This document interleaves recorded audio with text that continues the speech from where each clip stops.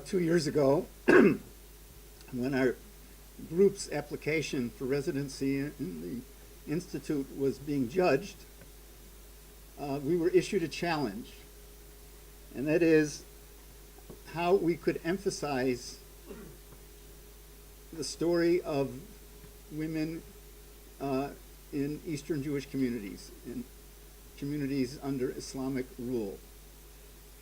And one of the solutions we came up with was to have a conference devoted just to this subject. And that was the origin of this conference. As we started organizing it, I was really shocked to find that when I spoke with some of the leading scholars of Jews and Islam, they expressed skepticism as to whether we could even have such a conference, because the usual things I thought we didn't hear anymore, but there are no sources, women didn't make history, etc.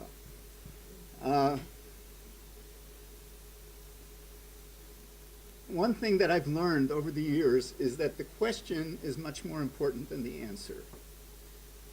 The question is what, first of all, directs our research, what direction we're going to go in. And the question gives meaning to disparate items of data that we see all the time but don't pay any attention to until we ask the right question, which then pulls them together and makes them mean something.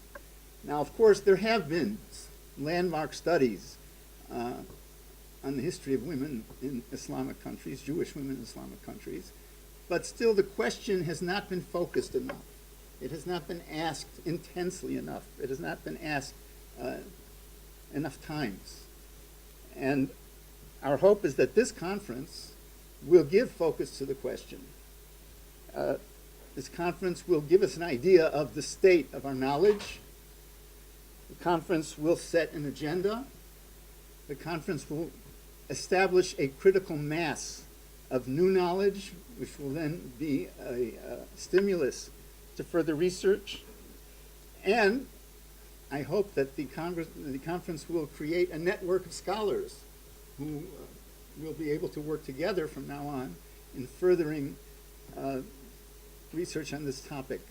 If I may be permitted a personal note, I'm sure you all know that my research specialty is very far from the countries of Islam. However, there is a parallel here. My specialty is the history of the Jews in Poland. In the mid-1980s, there were 3 conferences, one in Columbia, one in Oxford, and one in Krakow, which really lit up the subject of the history of the Jews in Poland. And from then, things took off. A new journal, many more conferences, courses, and an explosion of research over the last 30 or so years. So my hope is that this conference will have a similar effect. On your programs, you will notice there are some events here that are by invitation. Your invitation is your tag. If you have a tag, that means you're invited to whatever says my invitation. The format of our sessions will be 3 lectures, 20 minutes each, and then we leave a half hour for discussion of all the lectures at the end. I know all of the chairs personally. I know they are all very strict people and ruthless when it comes to keeping time. So, without further ado, we will start our first session.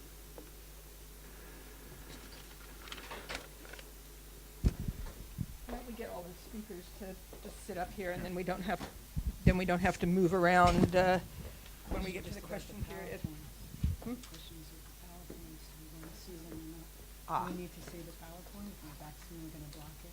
Sorry? Oh, I'm going to block the PowerPoint. if we sit, we're not. Are we still going to block it? She's right. Oh, okay. Okay, and I also have Okay, a fine. question.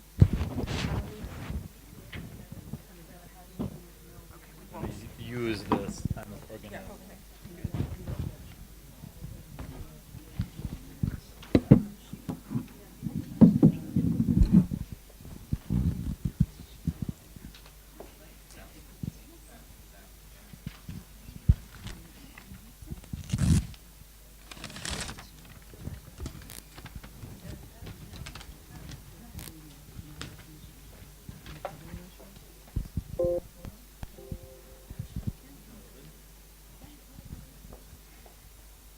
Okay, I guess we're not going to all sit up here until the question period because we don't want to block your view of the PowerPoint.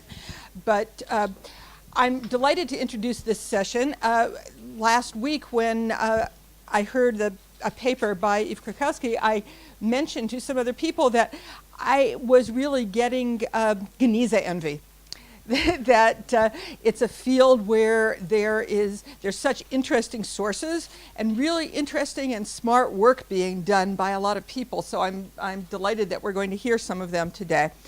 And our first speaker will be Oded Zinger, who's a social historian dealing with issues of gender and law in medieval Egypt, mainly through the documents of the Cairo Geniza. And this year he's a member of the group here at the Institute on Jewish Women's Cultural Capital. Next year he'll be a postdoctoral fellow at the Buber Society of Fellows at the Hebrew University. So I will start waving at you a little bit when you have like 2 minutes left, and then I'll sort of stand up and you know. Okay. Oh, I don't need it's a mic, okay. right? I'll just. I thought, okay. Thank you, Ruth, for the introduction. The heavy lifting in organizing the conference was done by Moshe Rosman, Annabella Esperanza, and the staff of the Institute, and I would like to thank them for their work in putting together this wonderful conference. There is a handout going around. You will not necessarily need it. It is simply there to alleviate my anxiety. You know, I was trained that I should not speak in English about sources without at least giving the originals. So there you have it. If you ever want to go back to them and check a source, you're welcome. I will be speaking today about the practical and cultural meaning of being alone for Jewish women in medieval Egypt. And a good place to start is with a woman's petition from the second half of the 11th century addressed to the head of the Jews, David ben Daniel ben Azariah. And after proper words of greeting and blessings, we read, "Your poor, wretched, woeful, mournful, worried, and afflicted servant casts my entreaty before you to hear the words of your servant. For many are my sighs, and my heart is sick. I am alone. I have neither husband, nor son, nor daughter, nor brother, nor sister. I wander like a lone bird upon the roof." And since most people here can know Hebrew, I cannot resist from reading the original. "Amatcha ha'aniya ha'aluva ha'aguma ha'anuna ha'deuga ha'mesukenet me'avonotai ani mapelet tchinati lefanecha שתקשיב דברי אmatcha כי רבות אנחותיי וליבי דווי כי אני לבדי אין לי לא איש ולא בן ולא בת לא אח ולא אחות ומתנודדת כציפור בודד על גג." She's really putting the drama. Later in the petition, we hear that the woman suffers from leprosy and her face is rotting away. She's naked, thirsty, and helpless. This is not the sort of opening lecture that is uplifting and she's naked, thirsty, and helpless, and even were she to die, nobody would notice. So the woman is sick, thirsty, and dying, but the description of her plight opens and closes with the assertion that she is alone and has no one who can help her. This is not a unique case. Women's petition from the Cairo Geniza and even women's family letters are full of expressions denoting being alone. Women describe themselves as being alone, wahida, stranger, ghariba, and often use the term munqatiya, literally meaning cut off or isolated, around which this talk will center. Another expression that is closely associated with women is the declaration that I have no one to turn to except God and you.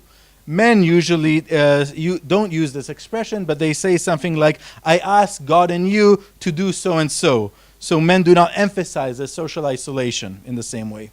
The idea that the claim of being alone conveys a moral imperative upon the listener is immediately recognizable to us, and you might even think that it is obvious and unremarkable.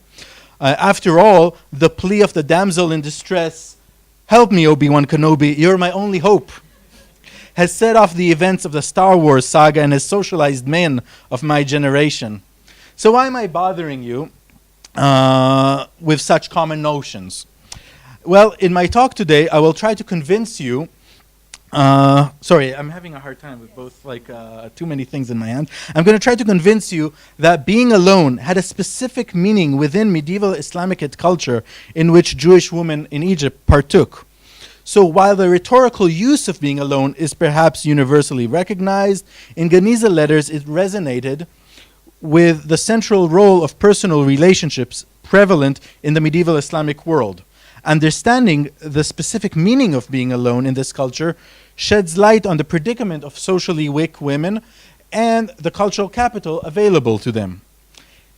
Okay, so we're able to get to the specific cultural gendered meaning of being alone due to a particularly nice situation where Islamic literary sources and Jewish documentary sources mutually illuminate one another. So, Ibn al-Sayrafi was a Muslim government official under the Fatimids in Egypt. In an important treatise on the state bureaucracy, he described in details the working of the Madhalim courts. These are courts that operate alongside, these are special government courts that operate alongside the Qadi courts, and they are meant to redress wrong, to redress injustice, dhulm. Ibn al-Sayrafi tells us that most of those coming to the Madhalim courts are the weak, the destitute, and huram munkati'at, literally cut off or isolated women. So an Islamic source informs us that women described as munkati'at constitutes a special category of those deserving justice. But what does huram munkati'at means? Jürgen Nielsen, who worked on Madhalim justice in a slightly later period under the Mamluks, the early Mamluks, cited Ibn al-Sayrafi's observation and translated huram munkati'at as single women. Here, however, the Geniza documents can intervene and show us the meaning of this word that is not found in any Arabic dictionary, medieval or modern, as far as I know. So the Islamic literary works show us munkati'at as a special category of people deserving justice or protection, which explain why we find it so commonly in Geniza documents. And Geniza documents help us understand the precise meaning of the term in Islamic literary sources. So let us look at some documents. So this is a petition of a suffering wife who describes herself as munqati'a. Already the fact that she's a wife tells us that the word cannot mean a single woman. And she writes, "For I am a munqati'a woman, I have no man," but she's married. "I do not have anyone except God, the Exalted, and the Venerable Lord is the Father of orphans and the Judge of widows." So we already see here that munqati'a means that somebody who doesn't have a man who can help her, right? She has a man, she's married, but she needs a man to help her against her husband. Another interesting point here, and this requires some development, is this use of the Father of orphans and the Judge of widows. So the Bible says that God in the Psalms is Aviya Tomim Dayan Almanot, and it refers to God. Rabbinic Judaism sort of expanded this term in the Talmud to say that the leader of the community and the court is the father of orphans and the judge of widows.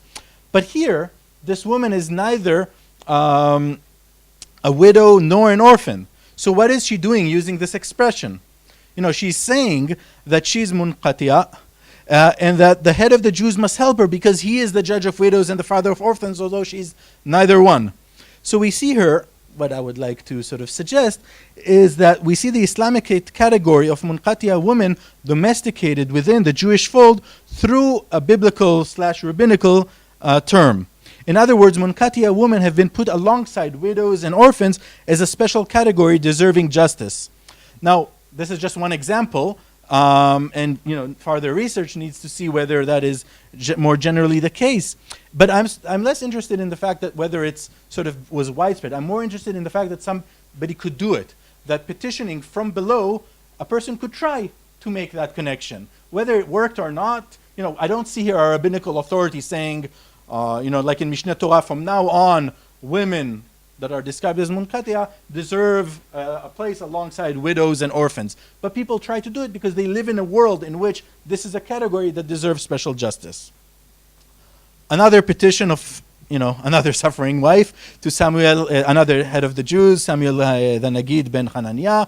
"I am a munqati'a woman and I do not have anyone to turn to except God's gate and yours. I am stuck with a bad man," her husband. "My father does not provide me anything. And my brother is a young man, bashful and qati. Again, another use of this root. I have no supporter except God, the exalted in you. May the Holy One not lock your gate. By the way, italics means that the word is in Hebrew, unless it's an Arabic word. May the Holy One not lock your gate in the face of every munqatiya and oppressed madhlum. So, first of all, we see here this again the connection between munqatiya and madhlum, and sort of reflecting again this association of the two terms that we saw from Ibn al-Sayrafi. We also see here that this is a woman that has male relations. She has a father, she has a brother, but they are not able to help her. They're not helping her. So the term doesn't mean a woman that doesn't have male relationship. It means male relationships that can't help. And we also see, and I'll get to that also men can be referred with the same term. Final example, the one that kind of nails it. Your slave, another widow's petition to another head of the Jews. Your slave informed the glory of the Geonate of her state and that of her children. They are starving, naked, and banished from their home for 5 months. She is cut off from you. So now she's cut off from you. It's about the appeal. She has no one to speak on her behalf at your gate. Your slave's brother are not able to show themselves in public because they are hiding due to the poll tax. So she has brothers. The brothers are willing to help, but at the moment, they're hiding from the poll tax. They're hiding from the tax collector, so she is a munqatiya. So munqatiya or inkita does not mean single women, or even that someone does not have male relatives, but it means that someone that is at the moment without effective connections, and I got the word effective from Eve when I was discussing this with her, effective connections, and therefore cut off from the networks of social relationship that was so dominant in the medieval Islamic society. Indeed, we see here how a society dominated by the ethos of social reciprocity. In such a society, there is a recognition that those who lack effective connection form a distinctive category deserving justice. In fact, am I speaking too quickly? No, good. In fact, we see this meaning of being alone and being without male relatives who can support you not only in petitions and requests, but also in regular family correspondence, i.e. not when you're begging or asking for help. To give just one example, here is a woman's letter that I reconstructed from 2 fragments. The woman is writing to a person she calls her brother, probably her brother. My brother, were you to see me after your and my mother's departure? How I remained by myself and alone. So she's saying that she's by herself and alone. For my brother Joseph married in El Jibal and had 2 boys. He is well and healthy. Mubashir married in Palermo this year to the daughter of Abu al-Khair, our relative. I remained alone. We miss you. I, my brother, my boys, Dhikri, Farah, and Barakat, and my daughter Yum. So, sorry, I lost. She is alone, and she is feeling alone, and of course she's also saying this to stress the importance of her brother, the addressee of the letter. Without you I am alone. But there is also the sense that without her brother, it doesn't matter that she has a husband who's probably writing the letter, right? So he's writing the letter while she's saying, I am alone. And she's like, what about me? What am I, a goat? So it's a moment like this when you run into an expression that is on the one hand so familiar, I am alone, and on the other hand quite foreign. Even though I have a husband and 4 children, I'm alone because I do not have blood relatives who can support me, that require us to understand how the universal idea of being alone is constituted in a unique way in a particular cultural setting. Okay, but how much is this idea of being alone and cut off from effective kin gendered? We saw one example at least that it also appears in about men. So I would like to argue that it is gendered. First of all, these expressions are much more common in women's petition than in men's petition. They usually say, I used to be a great man. I was a ben tovim. I used to, be rich and now I'm poor. But more interestingly, we find a variety of clearly gendered expressions in petitions that emphasize the predicament of women being separate from the world and unable to take care of needed business. For example, a petition, I am a woman with orphans' maintenance weighing upon me. They go for 3 days without tasting bread. I have no one to buy or sell for us. You strive for men and those with power. I would like you to strive for me and obtain money with which I will travel to my family in Palestine.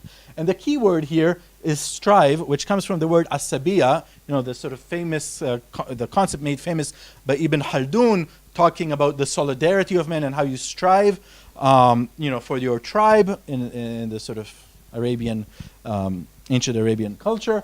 And the idea here is that men and those with power show solidarity to one another, and I'm outside of it. I'm asking you to now strive for me. And how are you supposed to strive me? Get me to Palestine, where I have my family, where I'll have that sort of people who are supporting me. So you have that difference between men and men with power and this woman. Another example, I'm a woman with, your venerable presence know how much men struggle these days to make ends meet. How much more so are those behind a veil, min wara hijab, man wara hijab, who do not know their right from their left. So this expression of utter powerlessness and of being sort of separate from the world requires you to help me. I inform your honor about the difficulties of the time, also faith, and its vicissitudes for the rich who have the wisdom to manage their wealth so it will not decrease. How much more difficult is the situation of she who is hidden in the belly of the earth and is dependent on all. Chavuya beveten ha'adama is the expression. And just to sort of show you the expression on the other side, this is a quote that Goitein says, so it's quite famous. A man who is hiding from his creditors is saying, I'm hiding out in the house like the women. Mithil al-nisa. Okay, so we have explored the specific meaning of being alone in medieval Egypt and showed that it was gendered. However, the picture is not complete without thinking about the other side of the coin, how men and women who had social connections operated. So a large part of the scholarly effort in the Middle Eastern social history in recent decades has been spent on exploring the central importance of social relationships in how individuals, social institutions, and the state operated in the medieval Islamic world. Trade, the legal system, the world of scholarship, and the state, all these things that we think of as rather formal, and I know it's a problematic word, I still like it. All these institutions operated through a complex matrix of social relationships, whether vertical relationships like patronage, horizontal relationships like partnership and formal friendship, or modes of operation like petitioning or intercession. All this research suggests that social capital was the primary form of capital for Jewish women who had relatively few chances to obtain cultural capital.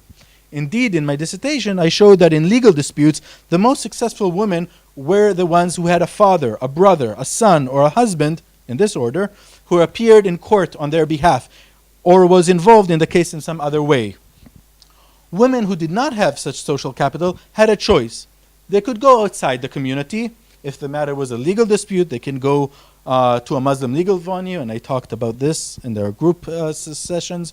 Or if they simply needed financial help, they could maybe try to convert in the hope that that will change the situation. We know that that often did not, but they could still hope that it did.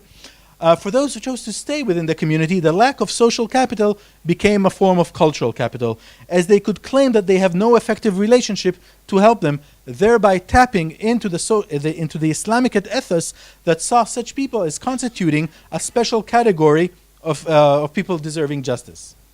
This form of cultural capital was obviously much less effective than social relationships, but it is still there. Thus, socially weak women found themselves in a contradictory situation. Lack of social capital was a form of cultural capital, and a form of agency was to claim that one is powerless. Finally, it is interesting to note that these expressions of social weakness were a way in which women could make remarkable religious claims towards men in power. When a woman writes that she has no one to help her except God and you, she mobilizes God on her behalf, or at least to her cause. When the idea of munqatiya women is entered into the recognized categories of the Jewish tradition that the court is the father of orphans and the judge for widows, it carries significant religious weight. This is even taken further example in this final sort of document, where a woman says, in the end, in the name of the looker to the poor and the brokenhearted, I made God the exalted, my intercessor, with the venerable judges and the elders of Israel. Now, she completely sort of turns upside down the usual order, right? The idea is usually that you are asking a human being to intercede on your behalf with God. But this woman, to make her petition even more effective, she says that I make God my intercessor. So she has a sort of a religious capital to help her. So as we will discuss later in the afternoon, the question of the religious capital of Jewish women under Islam is a vexed question. I think these examples demonstrate a type of religious claims that women could make, claim that expressed from a position of weakness, that were expressed from a position of weakness, but which I think carried substantial weight. Thank you.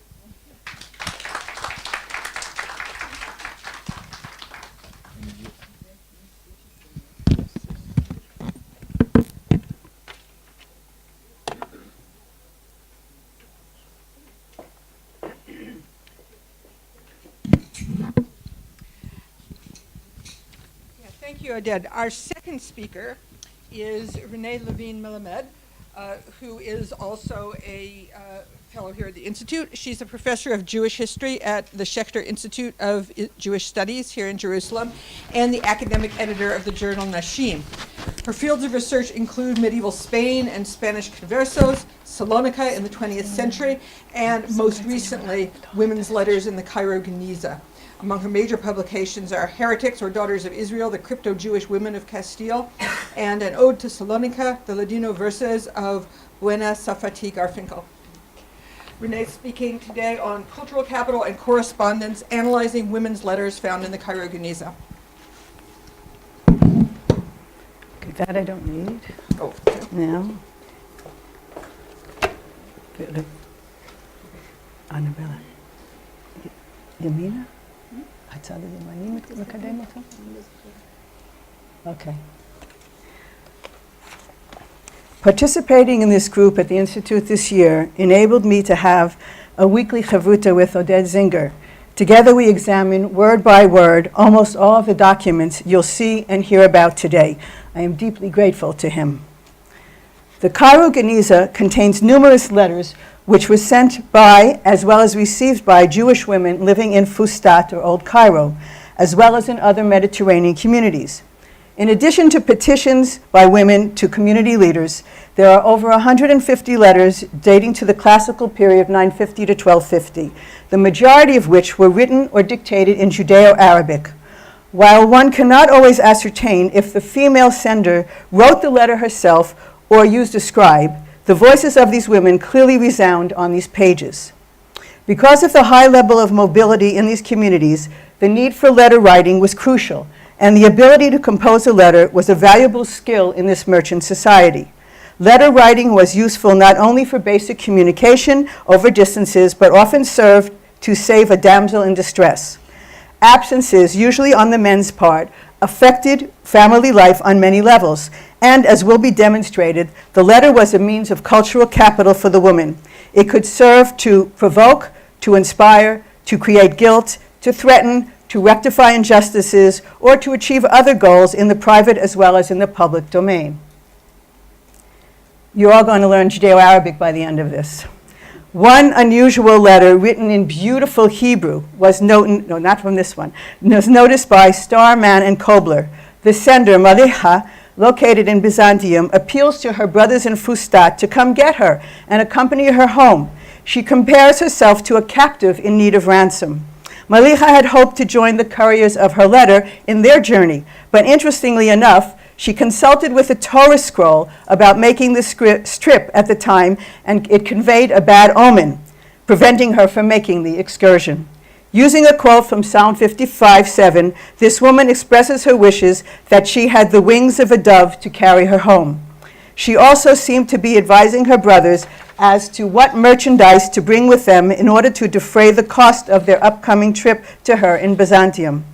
This woman seems to be quite literate. Joel Kramer noted that, quote, there is no internal evidence that someone else wrote the letter for her, close quote. This particular letter is mainly a plea to her siblings to help her execute her plan to join them. One assumes that she is either widowed or divorced, for she mentions a daughter but no husband and seems to be completely relying upon her brothers.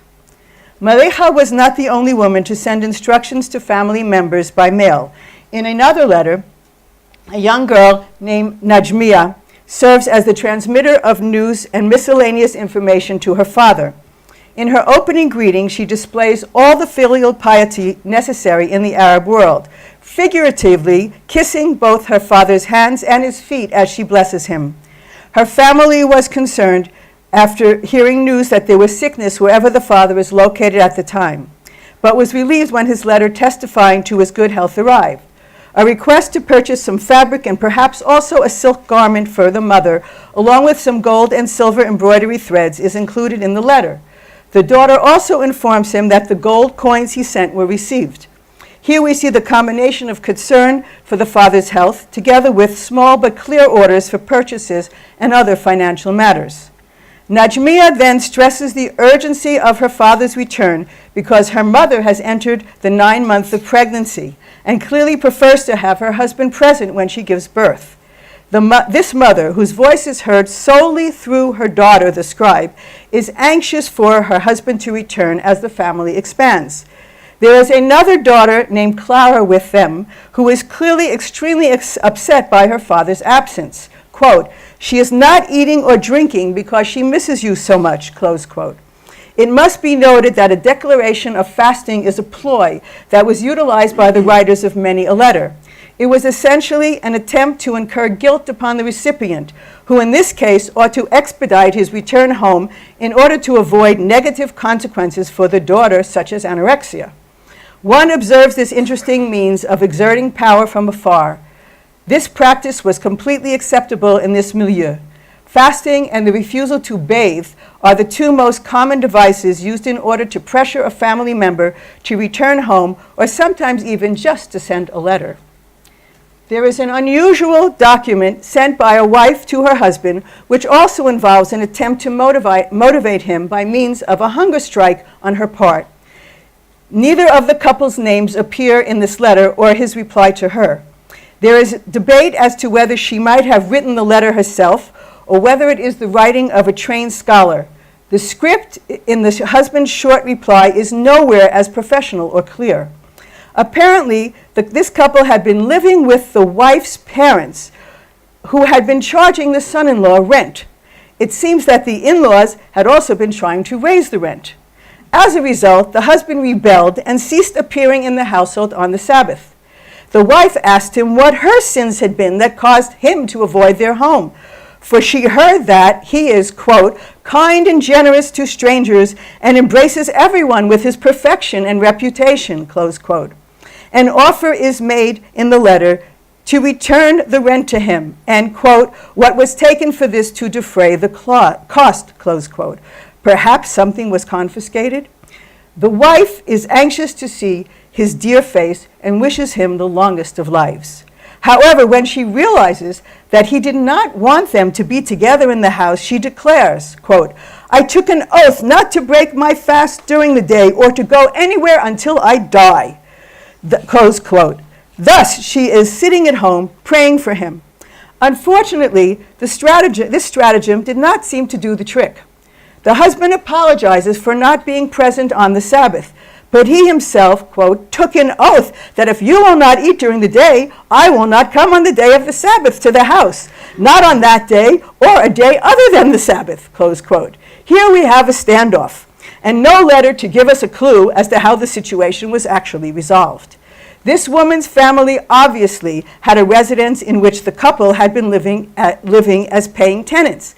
There is no mention of the husband's current residence, and he does not offer his spouse the option of leaving her parents and moving in with him, wherever he was.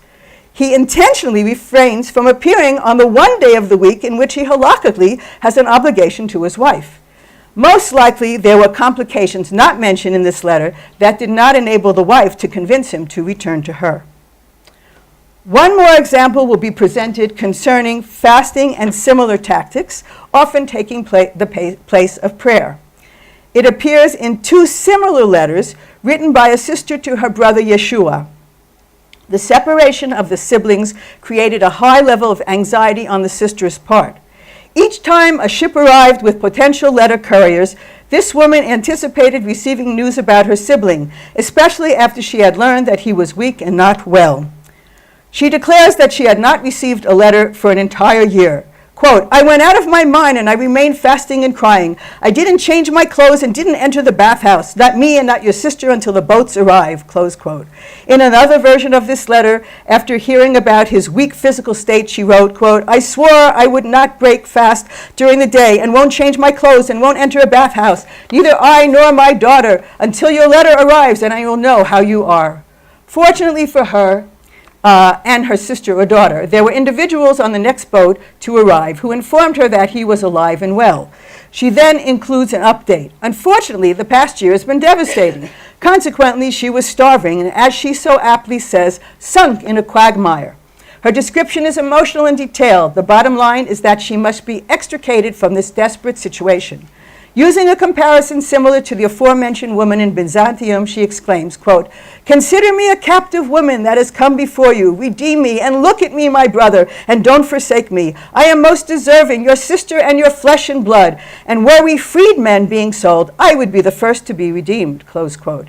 Here she is appealing to the mitzvah of redeeming captives, saving individuals who often are strangers, emphasizing the kinship ties between them in the hope that he will rally and come to her rescue. Knowledge of mitzvot appears in different guises, whether in an appeal to help a sister or to a husband to fulfill his Sabbath obligations, as seen above. Elsewhere, a mother informs her son, quote, that I performed on this holiday a great mitzvah. May God recompense me for it. As I spread out its payment for the good of the lords and masters, our colleagues in Kaliub, may they be blessed. I was greatly relieved to be done with it, close quote. She does not elaborate upon the nature,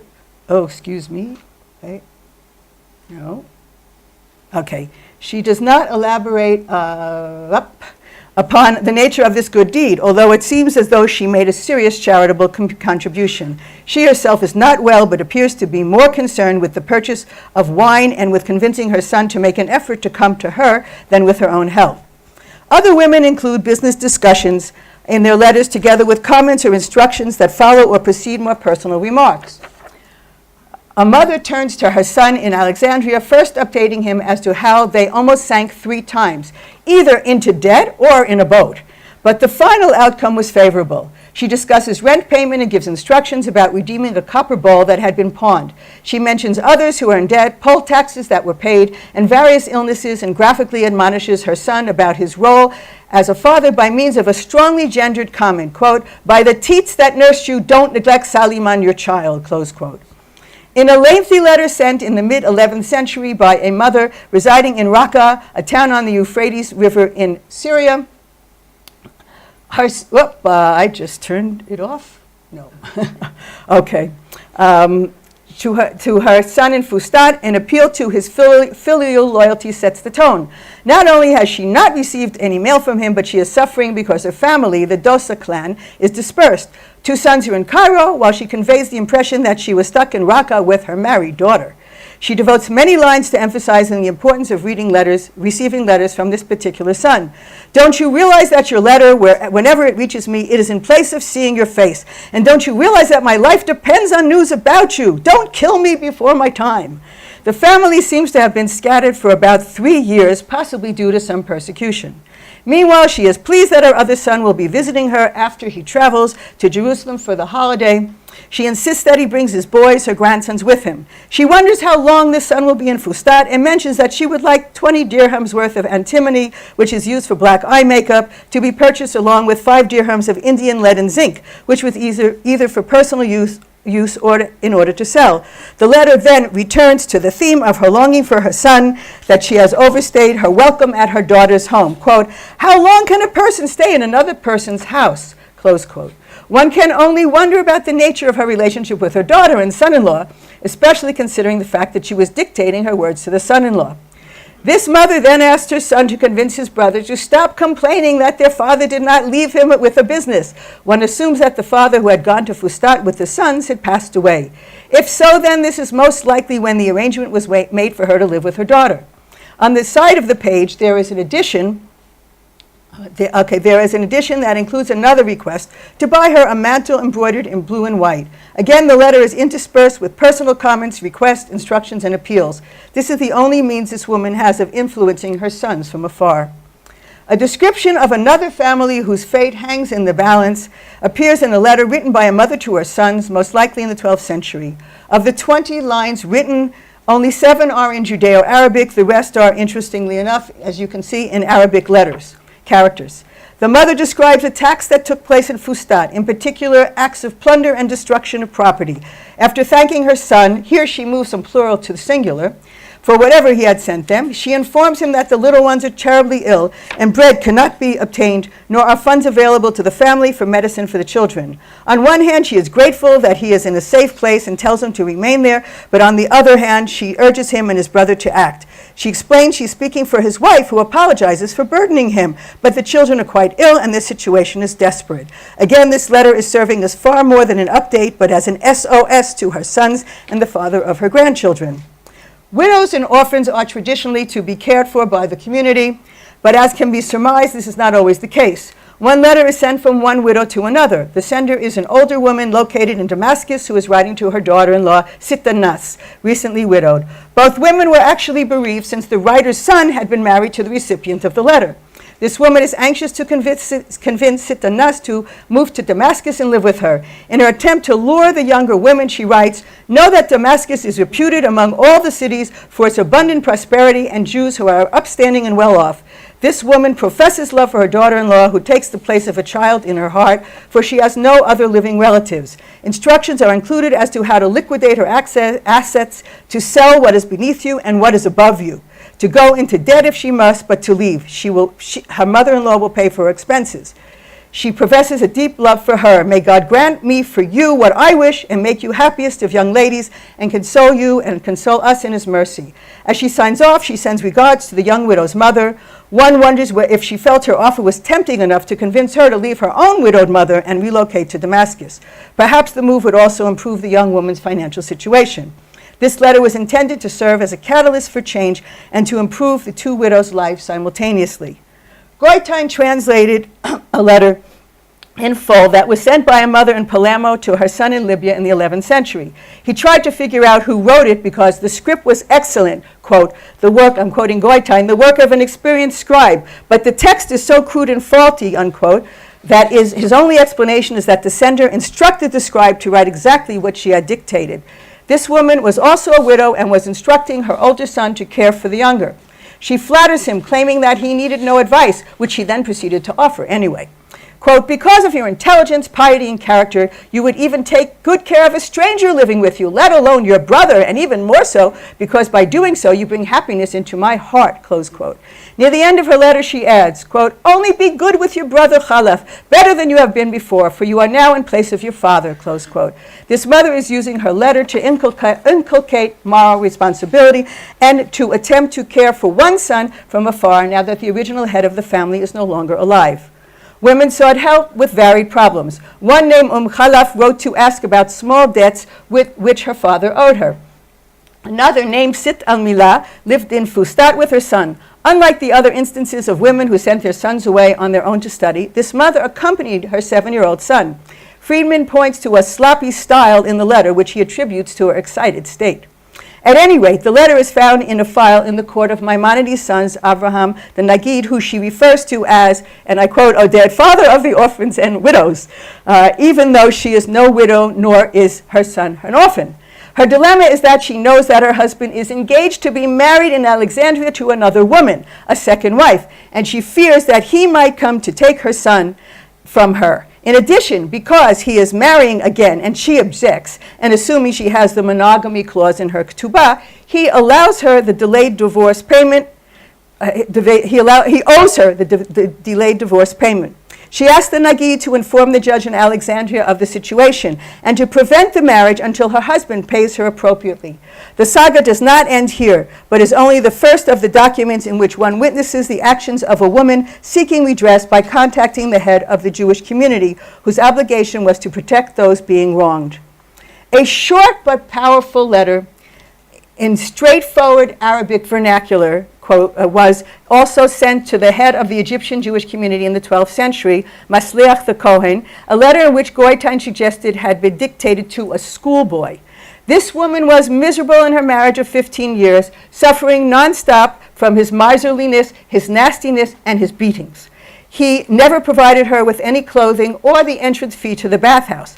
And when she suggested he grant her a divorce, he declared that he would do so only if she agrees to renounce the divorce payment he was obligated to give her. This letter was an attempt to achieve a semblance of dignity and freedom from this miserable wretch of a husband. She concludes her petition by symbolically throwing herself at the mercy of God and the Gaon. We didn't write our papers together. Once again, the metaphor of captivity appears. Each woman used this image for her own purpose, but in this case, she truly was a prisoner of her husband.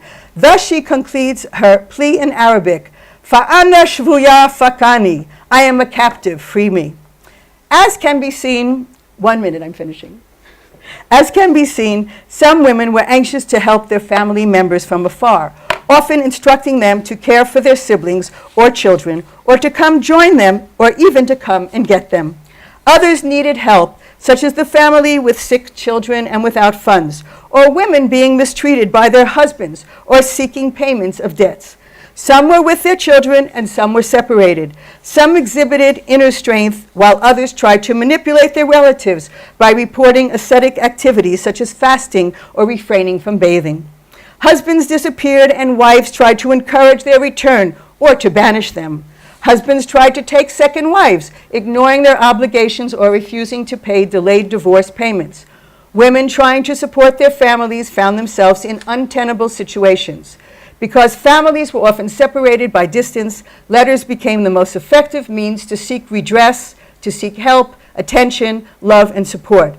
The Geniza has allowed us to hear these medieval voices and to admire the courage of these women who speak up on paper. Thank you.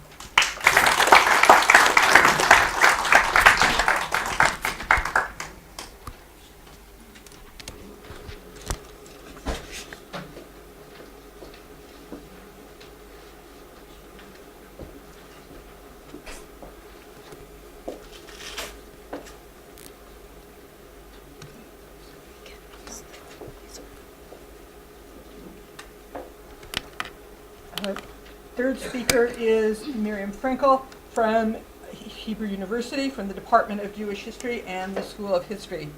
Her main fields of research are Geniza studies, cultural and social history of medieval Judaism in the lands of Islam, medieval cultural encounters between Judaism and Islam, and her book, The Compassionate and Benevolent, the leading elite in the Jewish community of Alexandria in the Middle Ages, won the Shazad Prize.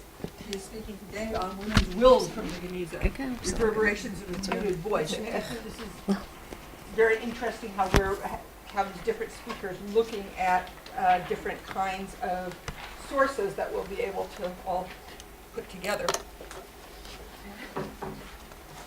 Okay. So I'll raise when you have 2 minutes. Okay. Thank you, Ruth. And Karima bint Ammar was born in Cairo to a well-off Jewish family. Her father, Ammar, or Amram al-Sirafi, the money changer, was an active and well-known figure in the local Jewish community. He even held the honorific title of Rosh HaKahal. Karima was married at a very early age in what seems to have been a hurried wedding to Yehuda ben Aryeh al-Sikili, a penniless refugee from Sicily. All that Aryeh could give his bride as both bride price, mohar, and late marriage gift, meuchar, didn't amount to 25 dinars, the minimal sum paid by the poorest grooms. The marriage didn't last long. Documents written very shortly after the wedding already refer to Karima as Aryeh ben Yehuda's divorcee, mutlika. Around this time, further names began to be attached to Karima's. She is referred to as Al-Wahsha, the wild one, or the beastly one, and sometimes also as Al-Dalala, the broker. And indeed, shortly after her divorce, Karima's business career began to take off. She entered a partnership with her brother, a successful India merchant, and when he died during one of his commercial trips to India, she embarked on a lengthy legal fight to receive her share in his inheritance. This continuing legal strife is minutely documented in a series of letters now published in the first volume of the India book. Al-Warsha entered many other commercial transactions with the greatest traders of the day. Her main business was brokerage, and through it she succeeded in accumulating a fortune. As a very wealthy woman, she donated a lot to charity, and her name appears time and again in a Geniza list of donors to charity. During this period, Al-Warsha lived alone in a rented apartment in the center of Cairo and lived a very stormy life. At some date, a man by the name of Hassan al-Asqalani entered her life. Hassan was probably a destitute refugee from Ashkelon, which was then besieged by the Crusaders. Al-Warsha became pregnant, and in order to make sure that Hassan recognized his paternity, she made resource to an old practice, still in use today in the form of private detectives. She paid two people to enter her home as if by accident when she and her lover were engaged in the most intimate acts, so that they would be able to testify that the two had indeed engaged in intimate relations and to prove Hassan's paternity. Not surprisingly, the affair caused a huge scandal in the community. And when the pregnant Al-Warsha tried to enter the Babylonian synagogue in Cairo on Yom Kippur, she was shamefully turned away. Al-Warsha gave birth to her first child, a son, Abu Sa'd, and shortly after giving birth, while still young and in full health, she wrote her will. Fully preserved in the Geniza, the will is long and detailed. A large part of Al-Warsha's property was bequeathed to her brother and sisters according to the Islamic legal partition, by which females receive half of the sum given to males in the same degree of kin relations.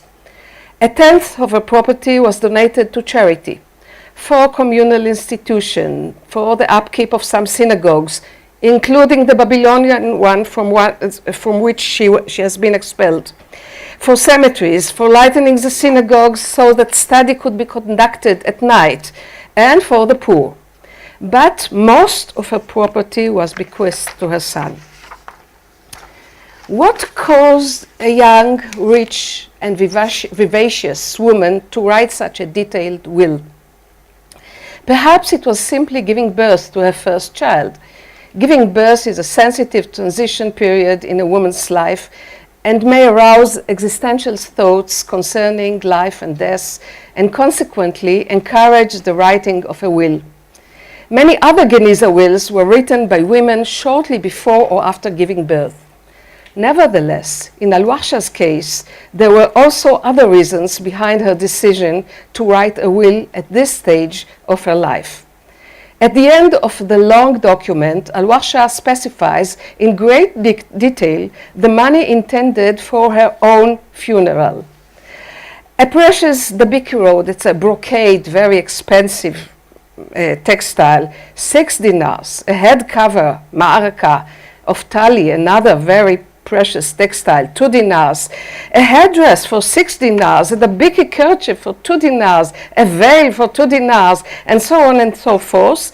And whatever remains should be distributed, she writes, among the cantors who will walk behind my coffin, each of them according to his rank and proficiency. Total sum, 50 dinars. This is certainly not the sole case of someone giving instructions concerning the expenses of their own funeral.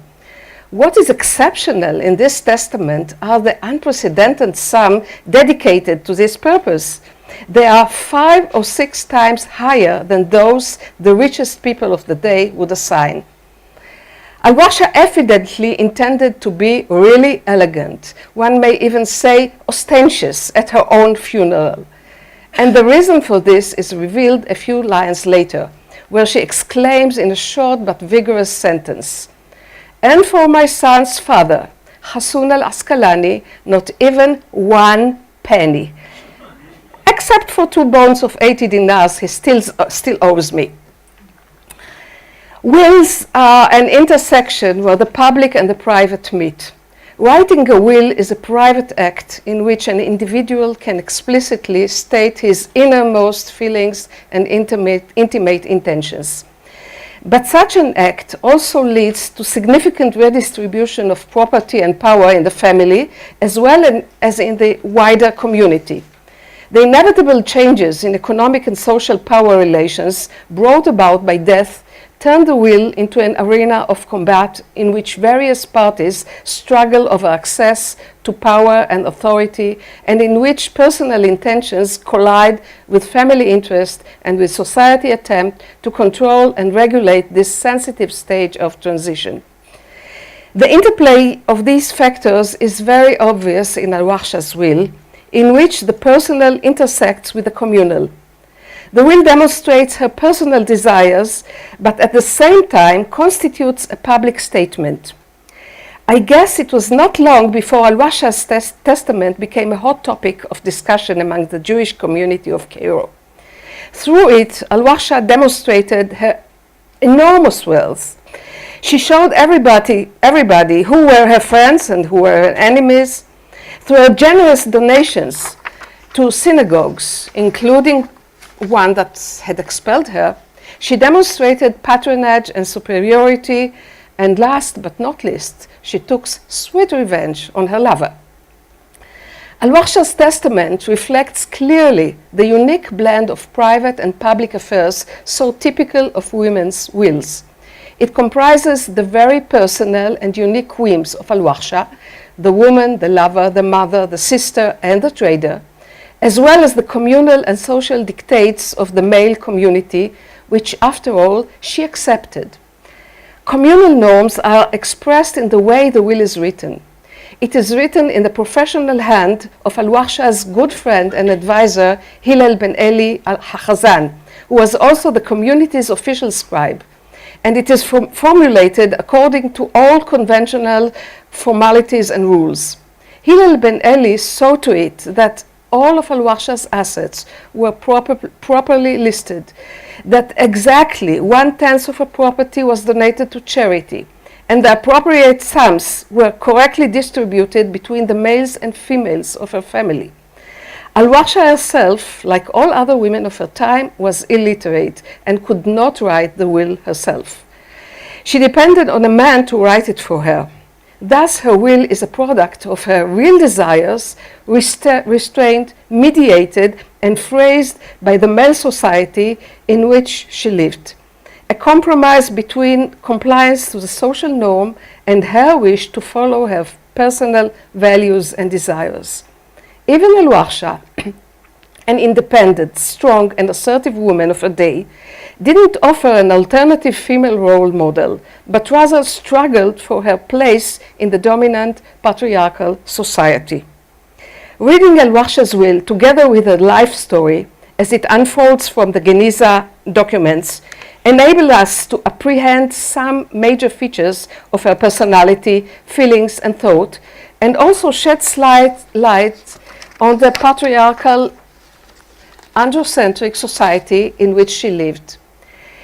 This is certainly the right way to study wills, in relation to a whole life story of an individual and as part of a whole society in a given historical context. Yet, Al-Warsha's case is lamentably unique. To date, we have no other woman whose biography can be so clearly traced from Geniza documents. Most of the women whose wills are found in the Geniza are anonymous, and their life story is obscure. As a matter of fact, we hardly have any straightforward information about women in the Geniza at all. The Geniza society was androcentric, a society of men, by men, and for men. Information about women is rare, scanty, and always mediated by men. Studying women's wills from the Geniza is therefore quite a frustrating task. But despite these significant obstructions, will remain the most authentic documents capable of sounding women's voices in the clearest way. A will, by its very definition, is a document designed to record and preserve an individual's will. It allows him to express his personal decisions and desires. Women, their marginality notwithstanding, possessed their own property. Wills were perhaps the only way in which they could sound their own voice and even affect and change power relations in the family and in the community. Through their wills, women could redistribute family assets and properties. This ability awarded them with the power to construct, shape, dismantle, strengthen, or weaken personal, familial, and communal relationships. Through their wills, women could manipulate and send messages, just as Al-Wahsha did. The mere supposition about a potential will, be it real or imagined, could affect behavior, emotions, and relationships in the family in the way that awarded women potential power that some of them learned to use. A typical example is Sit al-Ahl wills from the 12th century, and you have it in your number 1 in your handouts. Sit al-Ahl was married to Abu Nasr Halabi al-Tajir. On her deathbed, when still a very young woman, she bequeathed all her property to her father's family and explicitly insisted that nothing be given to her husband. She writes, "When my father gave me this large house in Habs Bunan, it's a prestigious neighborhood in Fustat, a year and a half ago, a document about this gift was made out before Muslim authorities. But before this, he imposed on me the condition that he, my mother, my brother, the elder Abul Surur, should never be forced to leave the upper floor as long as they lived in this world. I wish now that this stipulation should be carried out unchanged, for it was made in the presence of my husband, the elder Abu Nasr." And she continues, "The slave girl's fuk doesn't belong to him, to her husband. My mother gave me the money with which I bought her. She has a daughter who belongs to my mother, not to me. My boy shall stay with my mother as he does now. The rent for the middle floor, where he lives, will be given to my mother until my husband returns. I possess a document assigning the rest to me during his absence. I wish to have the daughter of my brother, Abu Surur, for my boy, Musa." We see he's still a very young boy. We see how her will enabled Sit al-Ahl to control and navigate the new family relations that would be established after her death.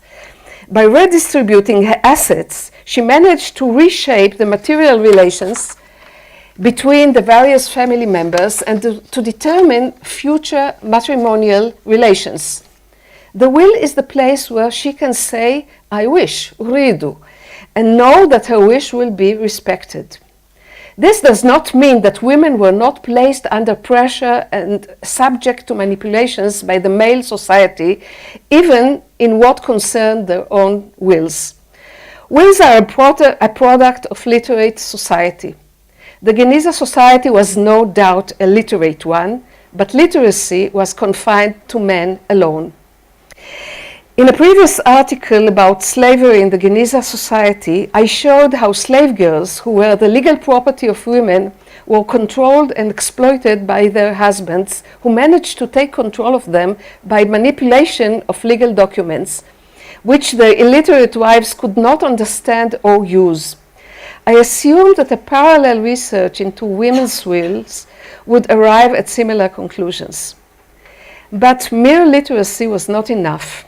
In order to produce a valid will, knowledge of legal language and acquaintance with legal procedures were required as well. Most women lacked both skills. A letter written by a learned woman demonstrates the helplessness of even literate women. This woman wrote the letter to her sister on her deathbed, and this is number 2 in your handouts. "This is to inform you, my lady, dear sister, may God accept me as a ransom for you, that I have become seriously ill with little hope for recovery, and have dreams indicating that my end is near. My lady, My most urgent request from you, if God the Exalted indeed decrees my death, is that you take care of my little daughter and make efforts to give her an education. Although I know well that I'm asking you for something unreasonable, as there is not enough money by my father for support, let alone for formal instruction. However, she has a model in our saintly mother. Do not let her appear in public, and do not neglect her Sudanese nurse, Ada, and her son, and do not separate them from her, for she is fond of her, and I have willed the Sudanese nurse to her. Cursed be he who against my dying wish, and there's a lacuna that we can't read, please do not act against anything I have mentioned to you. Cursed be he who separates the old servant from my young daughter by selling her or otherwise. My lady, only God knows how I wrote these lines. Goitain rightly assumed that the writer was a learned and pious woman, herself the daughter of a learned and pious mother, who wished her own daughter also to receive a good education. But the repeated use made of curses and probably intended to compensate for the fact that the letter was not actually legally valid. The letter was not formulated as a legal deathbed declaration, and as such was invalid as a will. To make sure that her wishes and desires would not be disregarded, this learned and pious woman had to have recourse to magical means and to count on the goodwill of her sister. I doubt whether the court could have enforced the implementation of her will based on this letter. The letter demonstrates that even literate women could not write their own wills by themselves. The skill of writing was not enough by itself. Accessibility to the world of law and halacha, which was totally in the hands of men, was also needed. What is more, the management of death was also totally in the hands of men. Death is not just an event, it is a procession which entails passage from one social stage to another, not only of the dying person, but of his whole social milieu. Death, or anticipation of death, changes the ability to distribute properties and other economic resources. Hence, it brings about changes in the constellations of power. That's why the ability to manage the process of death provides a significant position of power, and the deathbed turns into an arena of struggle for power and authority. Death, like other stages of transition, is largely ritualized. In the Geniza society, rituals concerned with the deathbed are particularly with the writing of wills, were controlled by family members, family acquaintances, religious functionaries, and professional witnesses, all men. A dying woman who wanted to write a will actually found herself perhaps for the first time in her life surrounded by men. And you have a good example in number 3, which unfortunately we will not have time to read. I'm sorry for that. But I can conclude that it turns out that the man that control over the right of death, perhaps the most significant rite of passage, was totally given over to men. Nevertheless, a female testator had, for perhaps the only time in her life, the opportunity to sound her voice, express her intentions, and give her dictates. By writing a will, she could send personal messages to family members and friends, control the allocation of her property, and thus determine economic relationships in her family and beyond. She could also enforce her own personal values and preferences, though only in a limited way. Women were restricted in the implementation of the right over the property, primarily by denying them the literacy and accessibility to the legal and halachic systems. Thank you.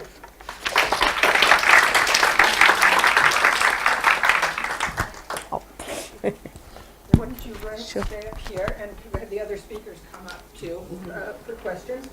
I want to thank all these speakers for .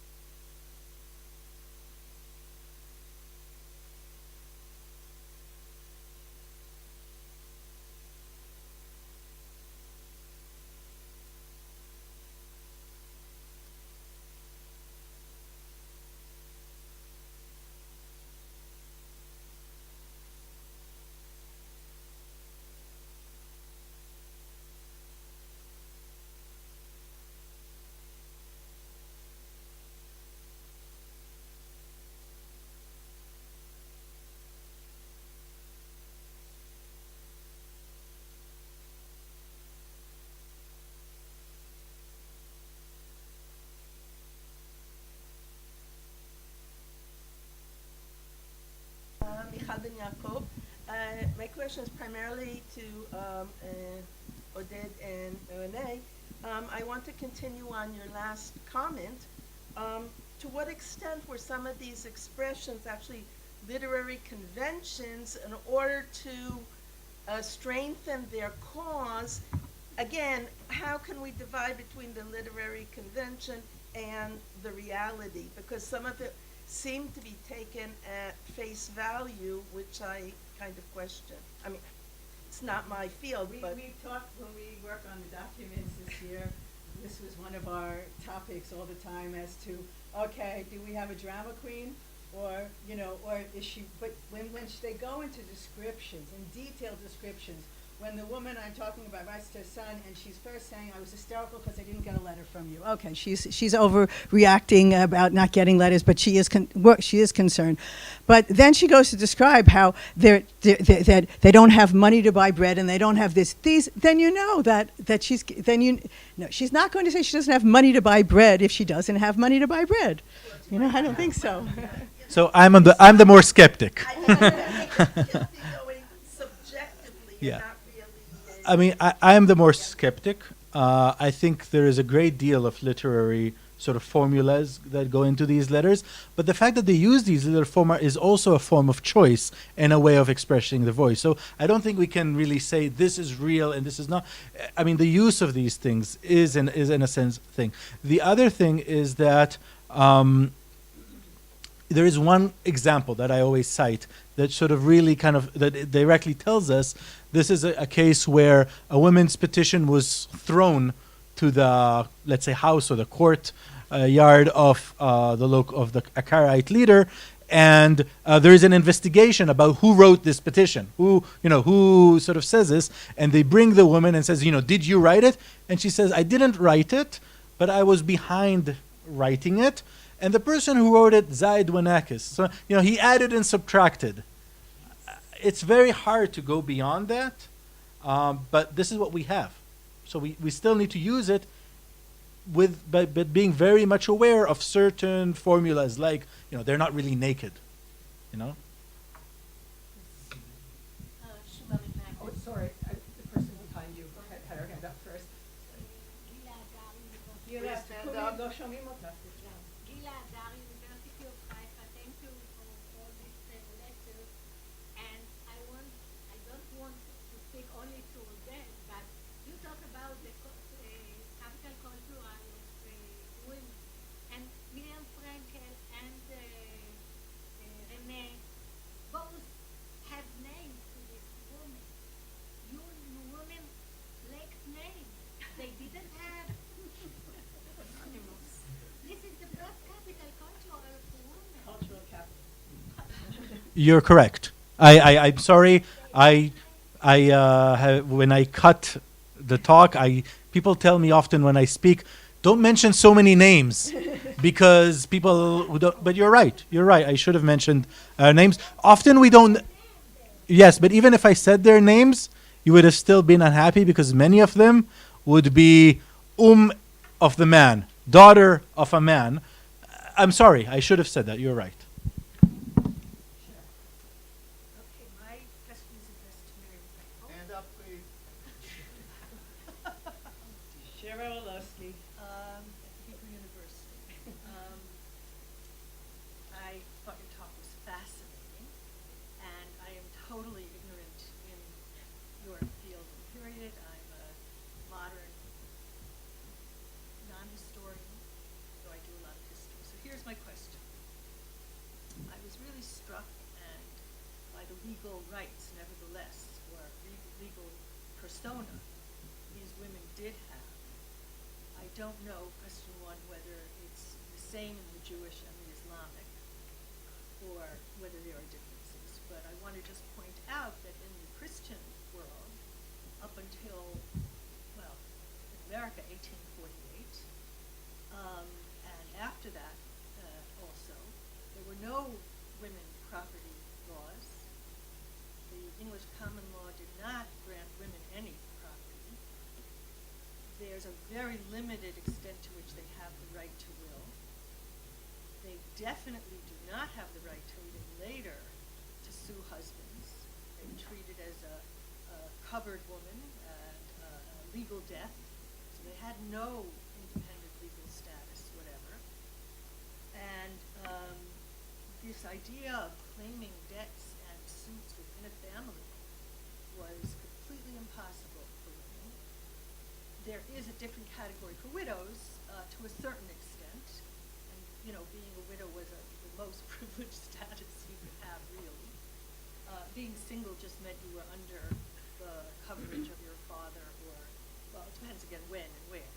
So I just am wondering, again, to repeat my question, whether in Jewish law you would say that this status of women still had more rights than till much later in the Western English American, and in France I'm sure it was worse as a result. and though maybe Fran, will contest that. And but I'm talking pre-revolution.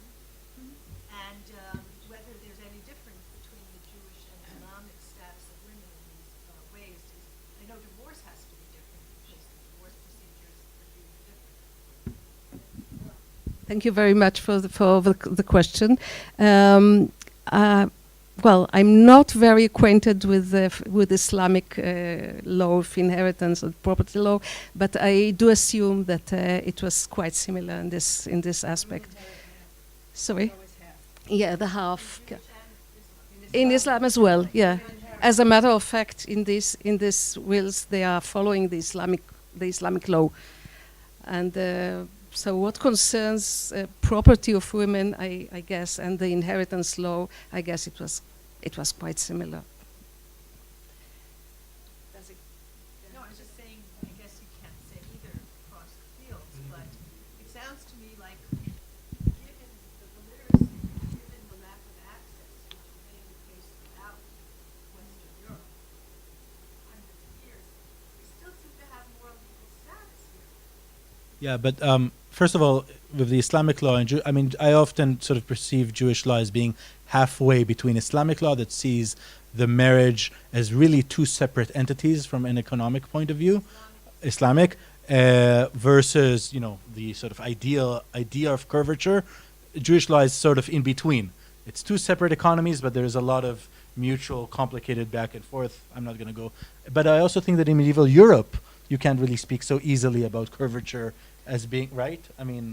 It's not as simple as. No, it's very varied, and what you find enshrined in normative law is very, very different from what you find in practice. Lots of women's wills, lots of women's property ownership. So I wouldn't put it so. Yeah. I was just saying in the American cut. Okay, was there a question? No? Okay. Yeah, okay, I got you, but I'm trying to go in order. Shulamit? So, if I understood your argument, you were saying that poverty gets translated into cultural capitalism using these tropes. Not poverty, social isolation, or the claim of social isolation. But do we know anything about the response? Does it work? Is it economic capital? Do they get anything? We usually know much less because that's not written. We know, of course, we have poverty lists and so forth. We know the people who are getting it. It's very hard to say, oh, she had a petition and now her name is on the list. I assume also that the people who are doing a petition are getting more than just their name on the 3 pieces of bread that are distributed every week. But my answer is simple. So many people write petition that at least some of them, it worked. Otherwise, right. So I think. Are we allowed to ask questions? Can you put me on the list? Yeah, okay, I'll put you on the list, but I'd like to get some more questions from the audience first. Uri? I have a comment and one question. Stand up, quick. Uri Melammed, yalla. Okay. Relating to your last words, okay, with the example of the Karaite woman that finally discovered she wasn't the writer, okay? Starting with that, I would like to specify the whole genre of the Geniza women letters, okay? You have a third partner, This is the scribe. He is a learned person. He puts inside all kinds of biblical verses and images from Mishnaic Hebrew and Talmudic part and Aramaic, whatever you like, and from Adab literature from Arabic. So how can you distinguish between what is this poor lady is talking about, giving him, she was behind him. She told him, my problem is this and that. And he is decorating the whole letter. So please, please, please, avoid all the portions, okay? This is what we call it simply discourse analysis. That's all. First of all, I'm the skeptic. This is my remark. You need to tell this to her. She knows I'm what I the think about it. okay. So I'm the skeptic. Not all rights reserves for women.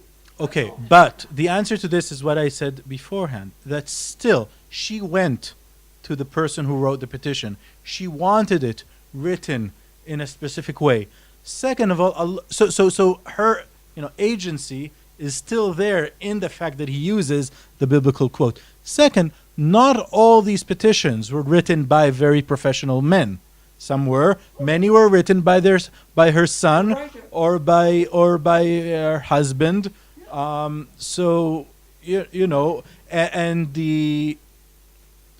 are always having them through a mediation, but that the mediation doesn't mean that we throw it away. I agree. This is to make some kind of intensifying the text, the text itself. But quoting from Tehillim, Avi Yetomim v'dayan almanot, so what? But the other thing is also. Okay, my question is very simple. It was my remark. I said one remark and one question. So, very simple. Do you think that there is a similarity between the terms you mentioned in your lecture, munqati' and munqati'a, and mastur and mastura? Yes. I'll need to think about it, and I'll answer it during the lecture. I don't want to. All right. Rebecca. Hi, I'm Rebecca Weiner from Villanova University, and I'm also not in these studies. I work primarily on Latin notarial records and Christian and Jewish women. So I have so much to say to you, so many questions. Based on this discussion of sort of strategizing, I have a Christian mother who dies with a little boy and decides he's going to become a Franciscan and does everything to set that up. In one of my wills, I have another mother who realizes the will's not the best strategy to make sure she has child care for her daughter, so she does a delayed manumission, right? And there's a way to do this in her legal structure, and she says, I manumit this slave in 10 years as long as she's taking good care of my daughter during those 10 years. So there are these strategies, and obviously the notaries or the scribes are counseling them on how to do this, so I'd love to talk to you about those things further, but what my question is my notaries have a template, right? So they sit down with the will and they know exactly which questions to ask and which sections to fill out. Did Geniza scribes who were working with women who were writing these declarations, did they also seemingly have a template of things that they would check off or not? Certainly, I wouldn't call it a temple, but there is certainly a strict form. There are formularities and conventions, writing conventions that should be followed. And this is actually my claim, that with the female voice, although transmitted in some way, but still very, very mediated. And when a woman tries to write by herself, she has a serious problem because she does not know the right way to write it, to put it in writing. So she has to turn to all kind of curses and begging and so on. And still, I'm quite confident that what she writes is not valid, will not be valid in any case. I'll just add to this and to all this discussion. It's an obvious point, but the whole idea of authorship is a very different one, right? So the idea that she's not the one putting a pen to it. It seems to me kind of like a romantic European idea. Okay, so it's still her because it's talking about her. It's hers because she went and asked for it. Okay, I think that's, sorry, but. If we're talking about women's literacy, I think this is, I've been asking this question over and over with all the letters that I've been reading. And Goitein and Friedman, and we all have, well, we think this, and as I tried to quote, we thought it was a bad handwriting, a good handwriting, this might have been Najmiah, she was the scribe, the son was writing, the daughter was writing. I think that it's extremely difficult, but to assume, and Miriam, you sort of said all the women were illiterate at one point. You intimated that they were, including first of all, we have my teacher. Second of all, we have the Melammed. Second, who says, my husband taught me. And I'm sure she wasn't the only woman in the Geniza society whose family member actually taught her father, taught her to read, taught her to read Shiash. Yeah, okay, the reading and the writing are two different, we know they're two different things. But also, we have, but she said illiterate. Illiterate usually means not able to read or write. And I don't think we can assume that Wuksha was illiterate, just as we have with medieval Ashkenazi women who were moneylenders, who in the beginning everyone said women didn't check the contracts, they didn't check the papers. Yes, I know she had an agent who dealt with her stuff, but I don't believe for a minute that she couldn't read what she was signing on when she's talking about huge multi-million, equivalent to multi-million-dollar deals. She didn't. Yeah, there's a difference between active and passive literacy, but it's important. If women are having scribes write these things, it's Some important men are question having whether. scribes. Yeah, Men are using exactly, scribes exactly. too. But it's also an important question whether or not they knew what the scribe was writing and could say, yes, that's what I want, or so on. It's also true about men. Yeah, I've got 3 more questions on my list. What I'd like to do is get you to ask the 3 questions and then let the speakers respond to them as a group, and the speakers can then ask their own questions too. Hi, Micha Perry from the University of Haifa, also former Levine and all these stuff. I want to just continue. Stand up, please. Shaming. Male, I'll stand. I want to chew into this question about the female voice and the man writer, and I think that the facts are obvious. I mean, most women in the Geniza, not as Ashkenaz, were literate. There's some who could write.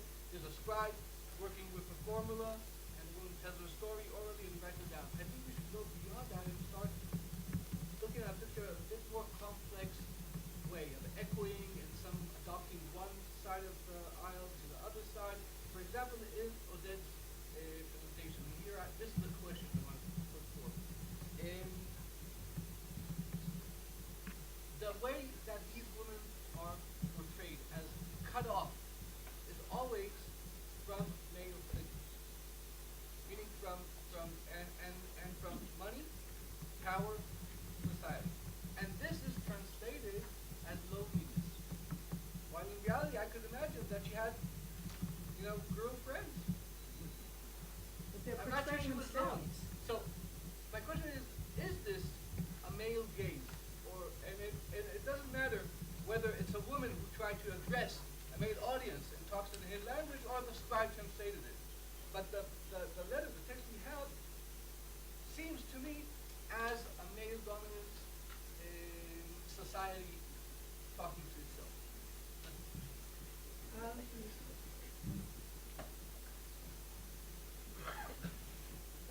Hi, Kowski. Brief comments, very brief. I just want to build on this idea of the point of this formulae.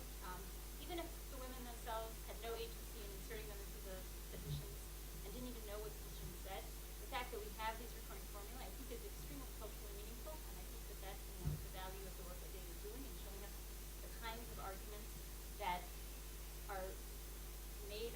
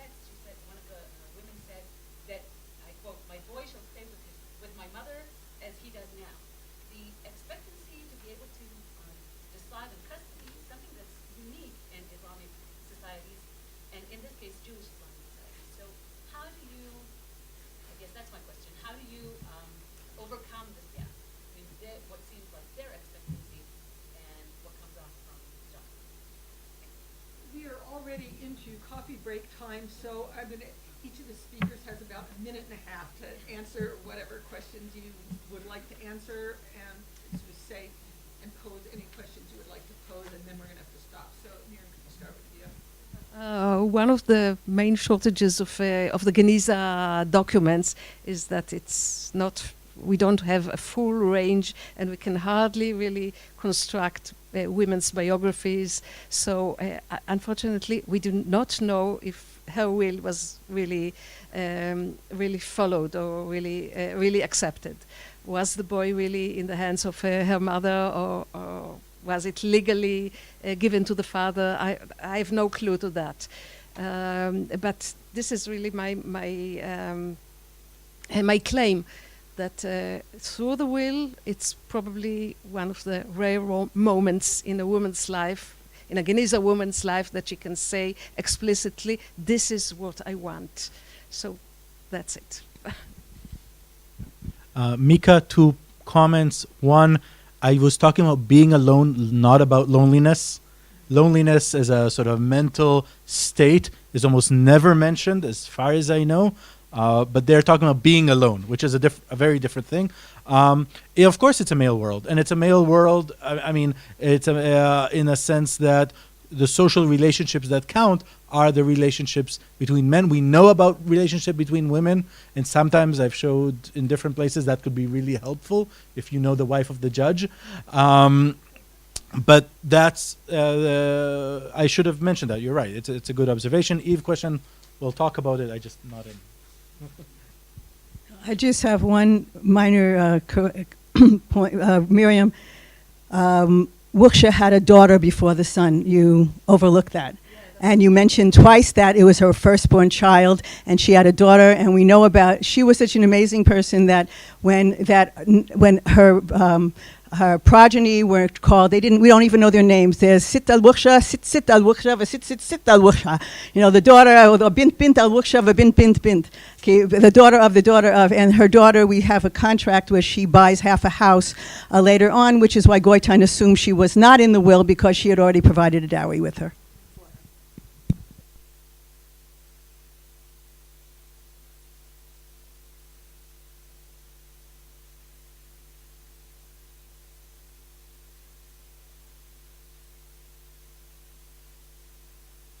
Women's voices and about women's control over property that I'm sure are going to resonate through the rest of today and the next 2 days as we move into different chronologies and geographies. So thank these speakers, please, for setting us off with a really great session that will set the tone for the rest of the conference.